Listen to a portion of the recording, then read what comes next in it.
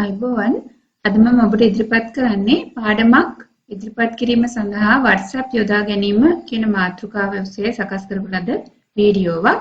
හොඳයි අපි බලමු එහෙමනම් අපි කොහොමද WhatsApp කියන මාධ්‍ය ඔස්සේ තාමත් පළදායී පාඩමක් දරුවන්ට ඉදිරිපත් කරන්න කියලා එකම අවස්ථාවේ දරුවන් සහ ගුරුතුමිය දෙපැත්තක හිටියා වුණත් එක වෙලාවෙම ක්‍රියාකාරී වෙලා කොහොමද මේ පාඩම ඉදිරිපත් කරන්න කියන එක ගැන අපි කතා කරමු. හොඳයි එහෙනම් මේ පාඩම ඉදිරිපත් කරන්න අපිට අවශ්‍ය කරනවා පාඩම් සැලසුමක් ඒ වගේම සිසුන් එකතු කරලා හදාගත්ත WhatsApp සමූහයක් පෞද්ගලික WhatsApp ගිණුම් දෙකක්.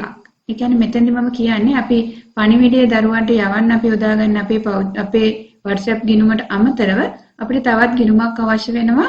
අපිට අර කලින් අපි මේ කණ්ඩායම් වලට යවන ක්‍රියාකාරකම් පාඩම් ඒ වගේම වීඩියෝ වගේ දේවල් කිසියම් අනුපිළිවෙලකට ගොඩනගලා කලින් සූදානම් කරලා තියාගන්න අපිට තවත් අපේ WhatsApp ගිණුමක් යොදා ගන්න පුළුවන්. එතකොට අපිට ඒකට අපේ ෆෝන් එකටම WhatsApp ක්ලෝන් එකක් ගන්න පුළුවන්. එහෙම නැත්නම් නිතර WhatsApp භාවිතා කරන්නේ නැති අපේ කාගේ හරි ළඟ හිතවතෙකුගේ හරි ඥාතියෙකුගේ හරි අපි ගිණුම් අංකයක් අරගෙන අපිට පුළුවන් ඒ ගිණුම් අංකයට මේ පණිවිඩ ටික යවන්න. මොකද එහෙම යවුවයි කියලා අපිට ගැටලුවක් ඇති වෙන්නේ නැහැ.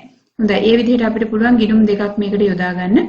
ඊට පස්සේ අපිට පුළුවන් මේ සකස් කරන ලද පාඩම් වල වීඩියෝ, ඒ වගේ මේවට අදාළ සැබැඳි ක්‍රියාකාරකම්, කාර්යපත්‍රිකා සහ පැවරුම් වගේ දේවල් අර මම කියපු දෙවන ගිණුමට යවලා තියාගන්න. හොඳයි එහෙනම් අපි බලමු කොහොමද අපි පියවරෙන් පියවරට මේ පාඩම ඉදිරිපත් කරන්න කියලා. ඉතින් ඉස්සර වෙලාම බලමු මම මේ මගේ ස්මාර්ට්ෆෝන් එකට Microsoft Word කියන app එක install කරගෙන ඒ app එක භාවිතා කරලා සකස් කරන ලද පාඩම් සටහනක් තියෙනවා.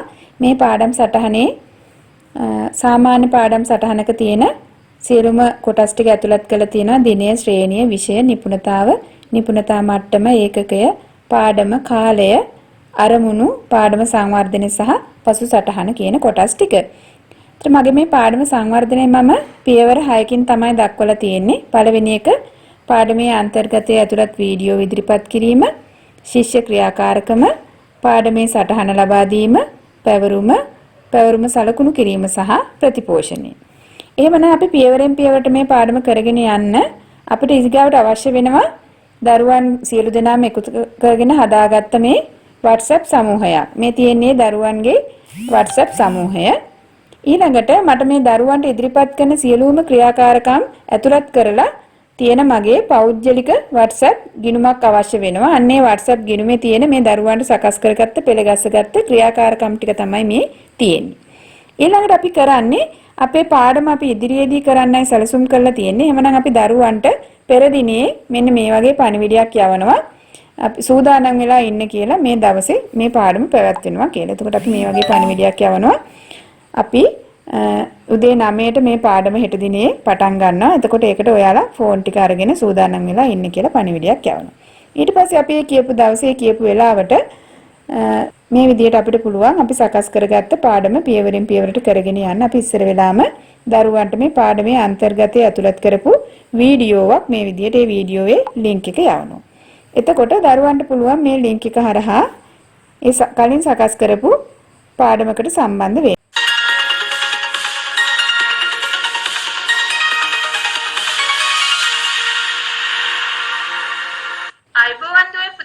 අද අපි ඉගෙන ගන්න යන්නේ 6 වෙනි ශ්‍රේණියේ තොරතුරු හා සංවේදන තාක්ෂණ විෂයේ පළමුවන ඒකකය පරිගණකයේ වැදගත්කම.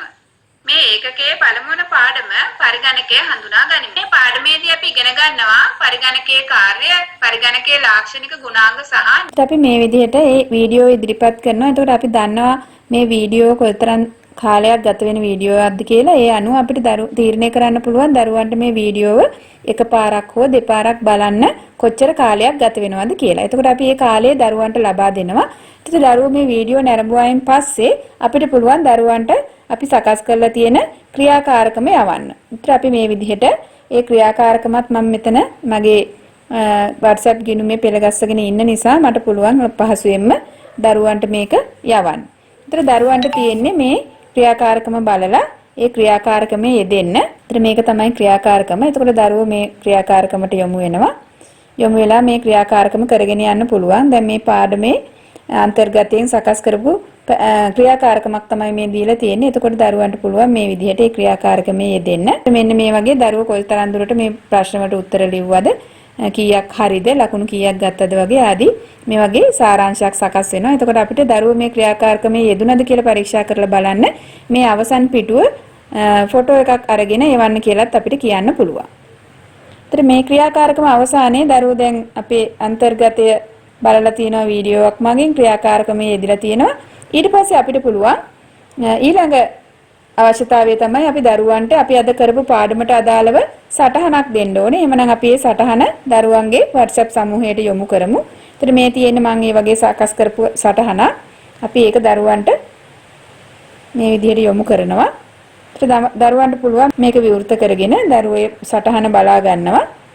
ඒ සටහන බලා ගන්නකොට දරුවන්ට පුළුවන් ඕනේ නම් මේ සටහනෙන් print out එකක් ගන්න. එහෙම නැත්නම් පොතේ එයාලගේ අභ්‍යාස පොතේ ලියා ගන්නත් පුළුවන්. එතකොට අපි පාඩම වීඩියෝවක් මගින් ඉදිරිපත් කළා. දරුවෝ ක්‍රියාකාරකමගේ දෙව්ව ඊළඟට පාඩමේ සටහන දුන්නා. ඊළඟට දැන් එතකොට අපේ පාඩමේ මූලික කාර්යයන් ටික අවසానයි. එතකොට අපිට පුළුවන් තවදුරටත් දරුවන්ට ප්‍රතිපෝෂණයක් ලබා දෙන්න, පැවරුමක් ලබා දෙන්න පුළුවන්. එතකොට අපි මේ වගේ සකස් කරපු පැවරුමකුත් අපිට දරුවන්ට යවන්න පුළුවන්.